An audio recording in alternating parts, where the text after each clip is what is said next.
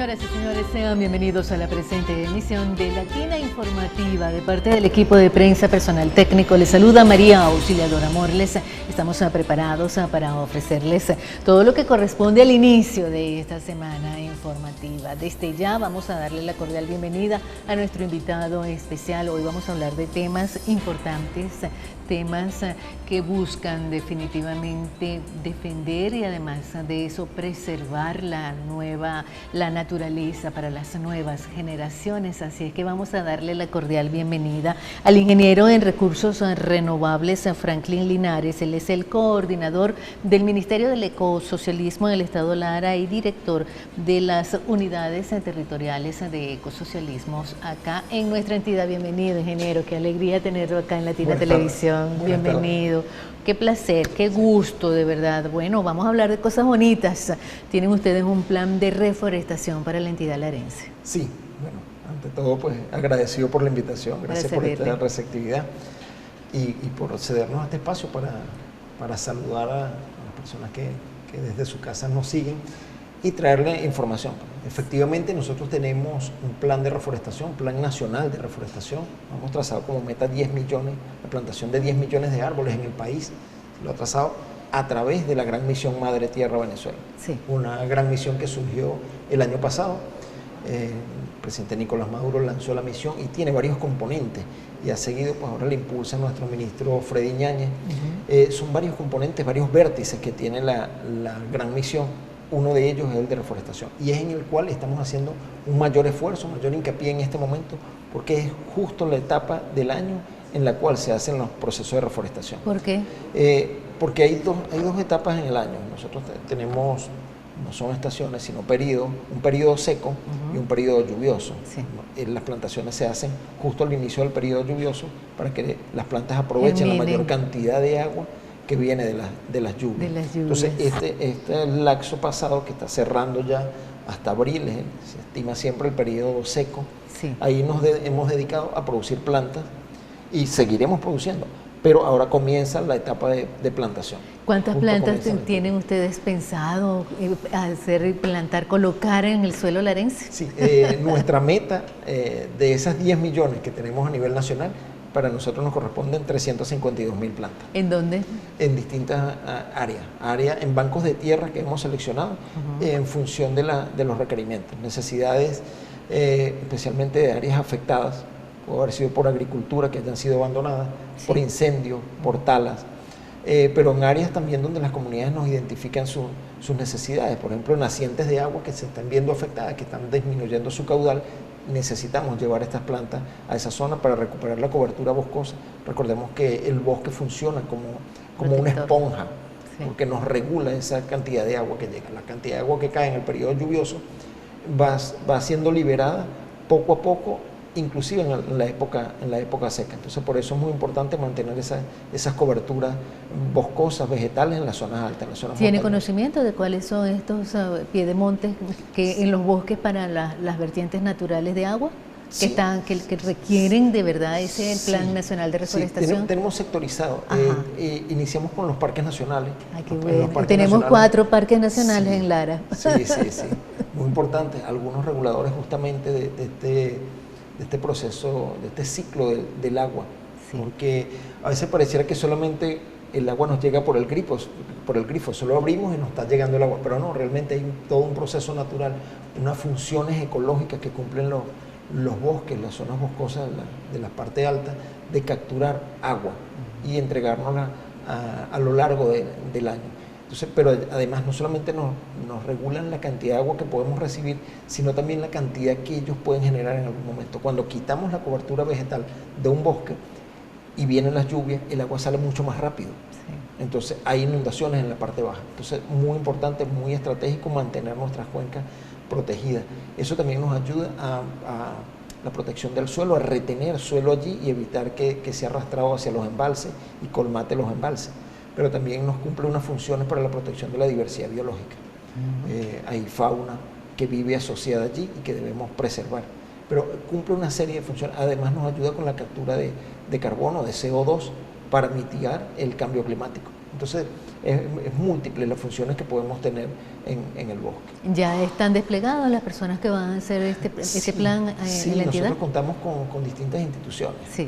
Nuestro ministerio tiene algunos entes adscritos, entre ellos la Compañía Nacional de Reforestación, CONARE, que algunos no la conocen, pero ya tiene más de 50 años plantando en el país y ha sido un pilar fundamental en la producción de plantas. INPAR, que es el Instituto Nacional de Parques, también tiene un cuerpo de guardaparques robusto, de bomberos, un número bien alto que ha venido trabajando en esta producción de plantas, pero nosotros también como ministerio, y también la Misión Agua. Son los entes que estamos adscritos allí a lo que es el Ministerio de Ecosocialismo, con los entes que están adscritos, pero hay participación de otras instituciones públicas, privadas. Hay personas que conocemos que tienen fincas y tienen 3.000, 4.000 plantas para llevar a campo. Esas nos van a ayudar a sumar también para alcanzar esa meta de 350.000. ¿Y qué especies utilizan en este Plan Nacional de Reforestación? En Lara sobre todo, porque es nuestra entidad. Sí, especies adaptadas a la zona. Tienen que ser adaptadas a la zona. ¿Cuáles son? Depende del sitio. Si tenemos la zona montañosa, vamos a encontrar individuos de la parte alta. Y si estamos en la parte baja, como el semiárido, pues sería cují, vera, que también debemos resguardar y proteger. ¿Y si se planta en esta zona del Saroche, toda esta zona que es bien xerófila? Es un poco más complicado porque demanda mucho más atención. Es un ecosistema más frágil, más sensible. Entonces colocar una planta allí hay que ayudarla mucho más. Además tiene más depredadores, las condiciones climáticas son más difíciles, pero sí hemos logrado producir plantas para el semiárido. Sí. Nosotros tenemos una hundición que es una característica allá en Sanare, ¿no? En el municipio Andrés Eloy Blanco. Allí también hay plantaciones. ¿O utilizan ustedes el Plan Nacional de Reforestación? Sí, nosotros tenemos como Ministerio de Ecosocialismo y entes adscritos 18 viveros. 18 viveros activos. ¿En todo el estado? En todo el estado. El de mayor capacidad es el de la Compañía Nacional de Reforestación, CONARE, que está al pie del embalse de Cerritos, en el Tocuyo. Allí tenemos alrededor de unas 50, 60.000 plantas ya aptas para llevar a campo, pero ahí cerca, en las oficinas que tenemos del área administrativa del Tocuyo, del Ministerio, también tenemos un pequeño vivero. Y los guardaparques también tienen, en el Parque Nacional de Inira, alrededor de 3 o 4 viveros ya produciendo plantas para llevar. Hemos hecho no solamente la producción de plantas por semillas, que hemos hecho campañas, pues estamos aquí recopilando un poco lo que hemos hecho. Sí, hemos hecho recolección de semillas acá en la ciudad y en el campo también para llevar a nuestros viveros, pero también se hace por otros mecanismos, por reproducción vegetativa, que es a través de estacas, de esquejes, que lo llevamos a la bolsa, pero estamos también promoviendo recientemente nos indicaba el ministro que trabajemos con brinzales, que son regeneración natural. Encontramos el árbol grande y al pie de ellos hay muchas plantitas que vienen naciendo, que son regeneración, hijos de ese mismo árbol. Entonces lo que hacemos es que recogemos plantas de allí y las llevamos ya a las bolsas que tenemos en los viveros para darle un cuidado. Recordemos que el vivero termina siendo eso, un espacio de cuidado de la planta hasta que llegue a cierto nivel que tenga fuerza para valerse por sus propios medios. Entonces es un trabajo muy bonito. Ingeniero Linares, es importante el trabajo, lo que usted acaba de decir, porque es un trabajo y ustedes han hecho campañas de sensibilización para las comunidades aledañas a la zona Abrae, que hay que cuidar estas zonas de resguardo a los parques nacionales. Sí, efectivamente, si desglosamos un poco más el tema de la Gran Misión Madre Tierra, el primer vértice es el de organización y formación, es trabajar con las comunidades. Y nuestro ministerio pasó de ser Ministerio del Ambiente al Ministerio de Ecosocialismo, que lo que busca es trabajar con las comunidades. Y sí, ya hemos ido organizando en varios sectores voceros de las comunas, de los consejos comunales que forman los comités ecosocialistas. Con ellos también estamos contando. Hemos venido desarrollando, por ejemplo, un vivero. Estamos iniciando un vivero en la comuna del Maizal, 10.000, 15.000 plantas, pero esperamos subirla mucho más. Hemos hecho plantación y vivero en los Mucaros, estamos haciendo en Duaca, tenemos en varios sitios, y un sitio clave que tenemos, digamos, le tenemos el ojo puesto, es el Valle del Turbio. Coméntenos un poco, porque se ha comentado algunas noticias recientes sobre, están allí personas que están tratando de vivir, ¿no? Dentro de lo que es el cauce del río. Sí, el Turbio. El Turbio es un área bajo régimen de administración especial. Abrae. Sí, una Abrae, así como el parque. Sin embargo, esta tiene un enfoque más de protección de de los recursos hídricos, del subsuelo, sí, de los acuíferos, y también de regularizar un poco la forma de aprovechar los espacios en la parte superficial.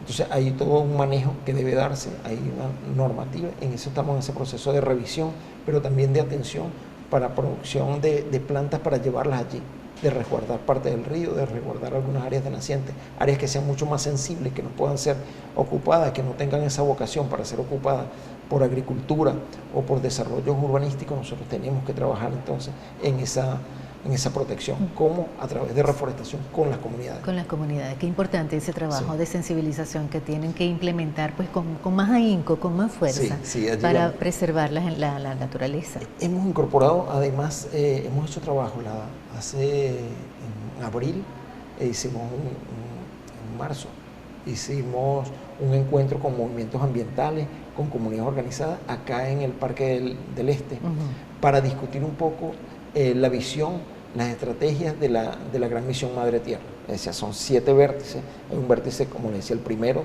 de organización y formación, pero el segundo es de producción de plantas en vivero. El tercero es de plantación, de protección del propio territorio.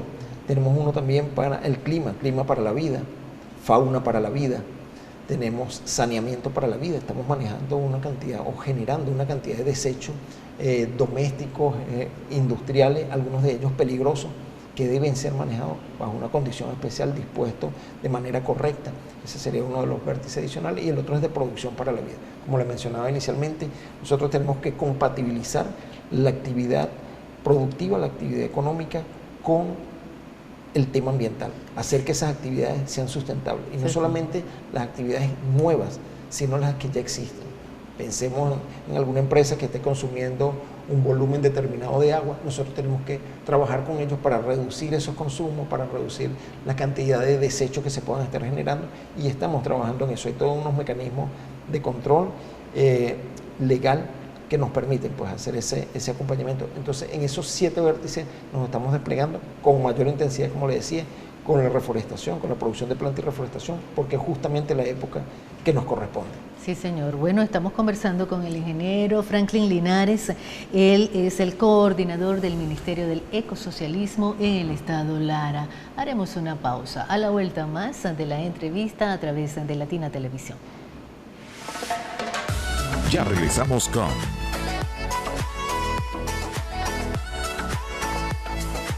Latina Informativa, emisión meridiana, con María Auxiliadora Morles. Estás viendo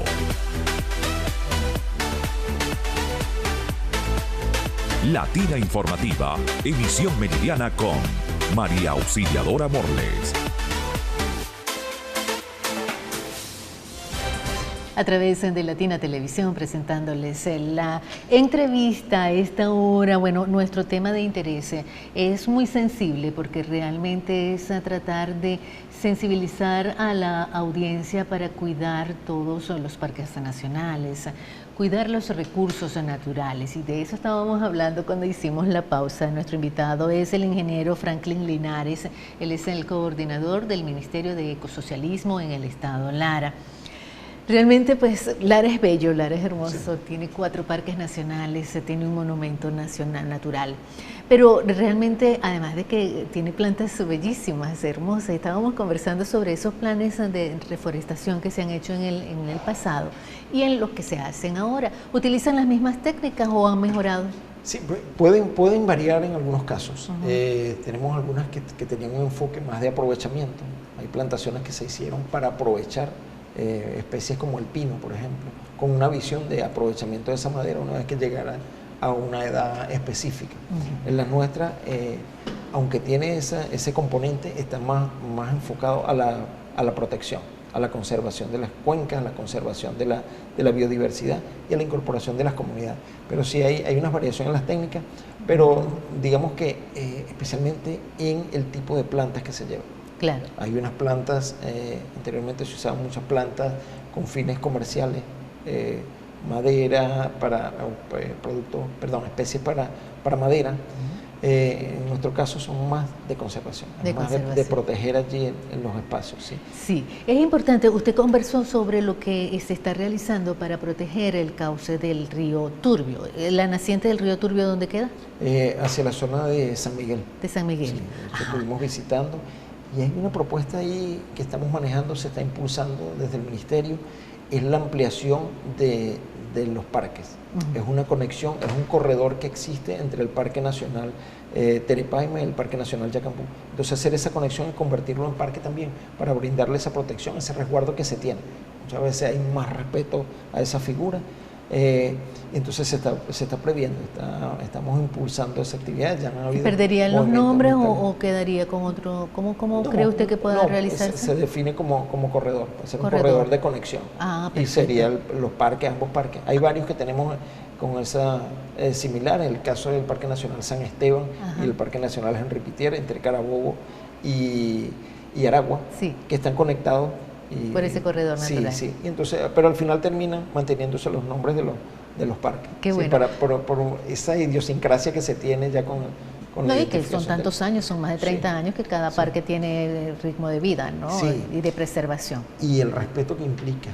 Y aunque hay ciertas presiones por algunas actividades sobre los parques, hay también una alta sensibilidad. Hemos visitado algunos sectores donde la comunidad tiene mucha sensibilidad por las especies que hay allí, por la importancia que tiene para la producción de agua, pero también para el aprovechamiento de ciertas especies, por lo que conversamos anteriormente, esas funciones ecológicas que cumplen los parques nacionales y esos bosques que están allí inmersos dentro de los parques. Sí, bueno, ya hemos hablado de esta parte bonita de lo que corresponde a esto de sensibilización y además de eso de reforestación, pero el Estado Lara también ha tocado un punto álgido dentro de lo que forma parte de los últimos meses y años de tala de lo que forma parte de especies autóctonas para poder crear y además de eso desarrollar el carbón. Cuéntenos un poco. Sí, bueno, este es un tema que se maneja desde nivel central, sí, efectivamente, como en otros estados también se hace un aprovechamiento de productos forestales para convertirlo en carbón. Sin embargo, como le decía, está concentrado a nivel central. Es un tema que se maneja desde nivel central y la vocería y las directrices nos las dará nuestro ciudadano ministro cuando lo considere pertinente, pero se está trabajando en eso. Se está trabajando en mesas de trabajo para eso. Qué bueno. Hablan ustedes sobre el Plan Chuquisaca 2026. Háblenos un poco. Sí, Plan Chuquisaca lo mencionaba como Plan Nacional de Reforestación, pero surge a partir de un decreto, el decreto de Chuquisaca, que proclama el Libertador en 1825. Se cumplieron 200 años en diciembre pasado. Y él establecía una meta de 1 millón de árboles para proteger las áreas montañosas, para proteger los bosques. Y mandaba a plantar 1 millón de árboles. Nosotros hemos multiplicado esa meta y la hemos llevado a 10 millones en este primer ciclo. Es la meta que estamos teniendo para ir dando mayor cobertura vegetal en estos espacios. Pero es eso, un tema visionario del Libertador. Cuando hace 200 años nos decía, mire, tenemos que recuperar, tenemos que proteger. También con unos fines, veía con preocupación el tema ambiental y su dependencia o su asociación con la parte productiva. Veía cómo pudiera comprometerse el tema productivo si afectábamos los recursos naturales y no los recuperamos, en especial la parte boscosa. Sí, recientemente en la ciudad hemos visto y ha sido del clamor de muchos vecinos sobre la tala de especies dentro de la ciudad. ¿Qué está haciendo el ministerio? Sí, ya hemos tomado cartas allí, hay varios movimientos. Y poda que no está autorizada. Es un proceso requerido, sin embargo estamos en conversación con Corpoelec, porque la forma como se está haciendo, pues hay que regularizarla, hay que mejorar la forma como se está haciendo. Sí hay que proteger el tendido y toda una normativa que resguarda. Sin embargo, vamos a trabajar en un mecanismo que permita hacerlo de manera mucho más consciente, mucho más responsable, para proteger estos árboles que nos brindan también tranquilidad, que nos brindan mejoramiento de nuestro paisaje, pero también nos regulan el clima, internamente nos regulan el clima. Entonces ese es uno de los temas que tenemos que producir tenemos que mantener el sistema eléctrico, pero tenemos también que resguardar nuestro entorno natural, sin comprometerlo. Están trabajando entonces en eso, para evitar, ¿no? Sí, sí. Ok, y dentro del mismo trabajo que ustedes están realizando de reforestación, no tanto hacia los parques nacionales, en las ciudades, ¿cómo lo están haciendo? ¿Han hecho estudios de factibilidad en cada uno de los municipios? Sí, de hecho tenemos trabajo. El fin de semana estuvimos trabajando en 2 urbanismos acá en la ciudad de Barquisimeto, haciendo reforestación con la Compañía Nacional de Reforestación, con el Ministerio de Ecosocialismo y con esos personas, esos viviendos que están en esos urbanismos, motivados también por esa necesidad de tener espacios más verdes en su entorno. Ahí varía un poco las especies que podamos establecer, tratando de respetar esas condiciones de infraestructura que estén allí, que no se vaya a convertir luego en un riesgo o una amenaza a la infraestructura. Hay árboles que por su tamaño, su condición, pues se convierten en algún momento en algún riesgo porque dañan infraestructura. Entonces tenemos que ser muy responsables allí para saber dónde la vamos a plantar, que no esté tal vez debajo de los tendidos eléctricos, muy cerca de las viviendas, y depende de la especie. Entonces, que no levante el pavimento, que no dañe las tuberías. Sí, exactamente, y no sucede con mucha frecuencia, pero hay temas en que en algunos casos ponemos la infraestructura luego de que el árbol está allí. Sí, es Entonces cierto, ahí debemos ser respetuosos para plantar, pero también respetuosos para la construcción. Sí. Que no seamos nosotros la amenaza de los árboles. Sí, qué bueno.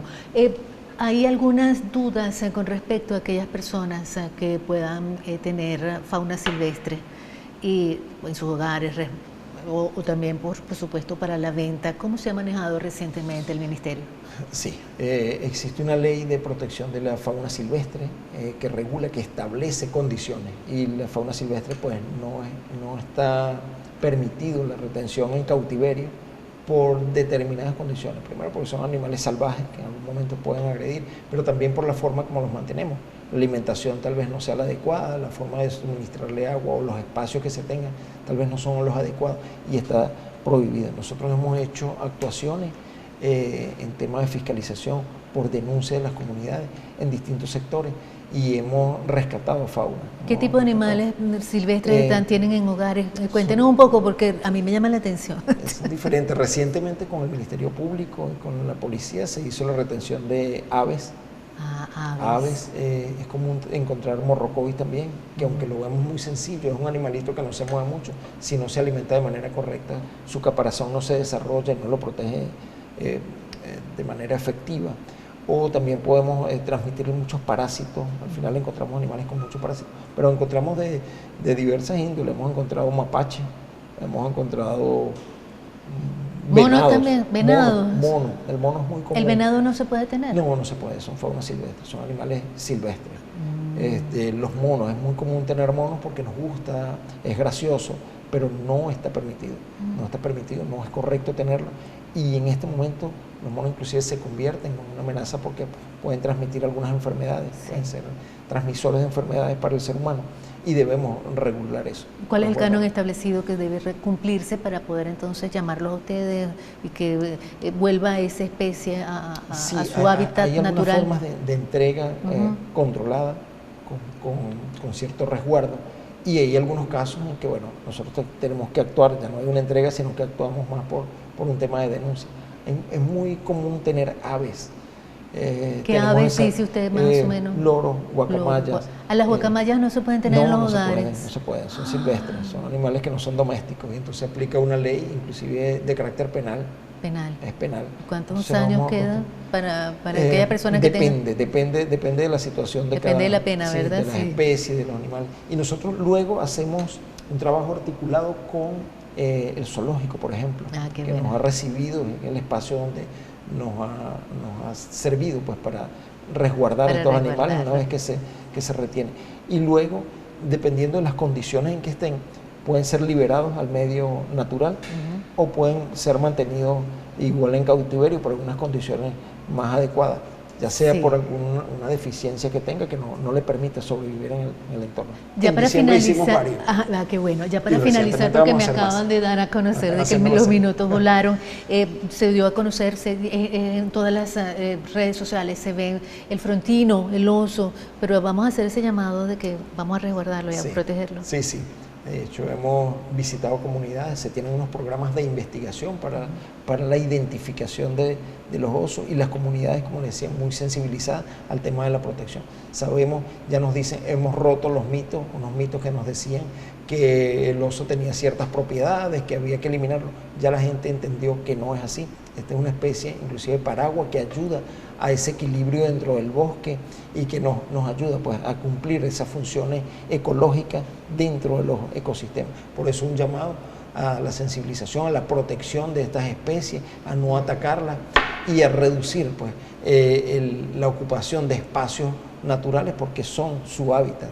Entonces, un llamado a la conservación.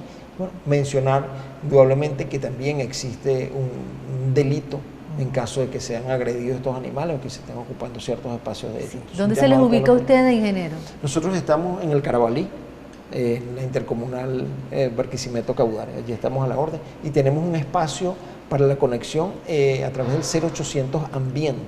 0800 Ambiente, por ahí se pueden hacer denuncias, un espacio para recibir llamadas, es gratuito las llamadas, y hay una central a nivel de Caracas que recibe todas las denuncias y nos las remite a las regiones para que las atendamos. Perfecto, estoy muy agradecida por el tiempo que nos ha dispensado. ¿Su mensaje ya para despedir? Sí, un llamado pues a conservar, a preservar, a que nuestro entorno tenemos que mantenerlo a lo largo del tiempo porque nos da vida a nosotros, pero también garantiza que nuestras generaciones futuras puedan mantenerse y vivir acorde con sus necesidades. Agradecida. A usted, muchísimas gracias. Ha sido la entrevista para ustedes con el ingeniero Franklin Linares. Él es el coordinador del Ministerio del Ecosocialismo en el Estado Lara. Haremos una pausa, a la vuelta regresaremos con las informaciones más resaltantes. Ya regresamos con